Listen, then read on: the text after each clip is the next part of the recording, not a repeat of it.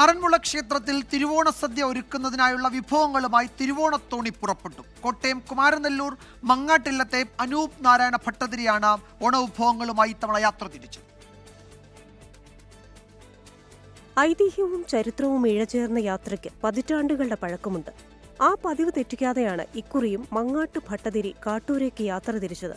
കൃത്യം 11:45 തന്നെ കുമാരനെല്ലൂരിലെ മങ്ങാട്ടില്ലത്തു നിന്നും യാത്ര ആരംഭിച്ചു.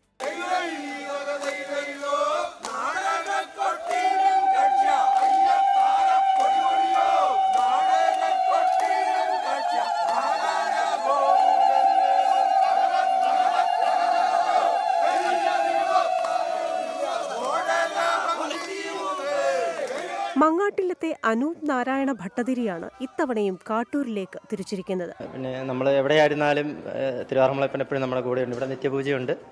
അങ്ങേറ്റം വലിയൊരു നിയോഗമാണ്. അത് അങ്ങേറ്റം സന്തോഷത്തോടു കൂടി നിറവേറ്റുന്നു.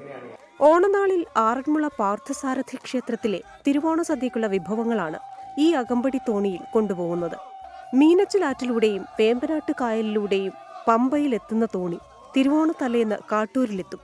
ഇവിടെ നിന്നും 18 തറവാടുകളിൽ നിന്നുള്ള പ്രതിനിധികൾ ഭട്ടതിരിക്കൊപ്പം യാത്രയിൽ ചേരും. തുടർന്ന് തിരുവോണനാളിൽ തിരുവോണ തോണിയിൽ ഭട്ടതിരി ആറന്മുളയിലെത്തും. ആറന്മുള ക്ഷേത്രത്തിലെ അത്താഴപൂജയ്ക്ക് ശേഷമാണ് നാരായണ ഭട്ടതിരിപ്പാട് മടങ്ങുക. 24 കോട്ടയം. ലോകത്തെവിടെയായാലും ഏത് സമയത്തും 24 വാർത്തകളും ഓഗ്മെന്റഡ് റിയാലിറ്റി പാക്കേജുകളും എക്സ്പ്ലെയിനറുകളും വിശദമായി കാണാൻ ഞങ്ങളുടെ യൂട്യൂബ് ചാനൽ നിങ്ങൾക്ക് സബ്സ്ക്രൈബ് ചെയ്യാം.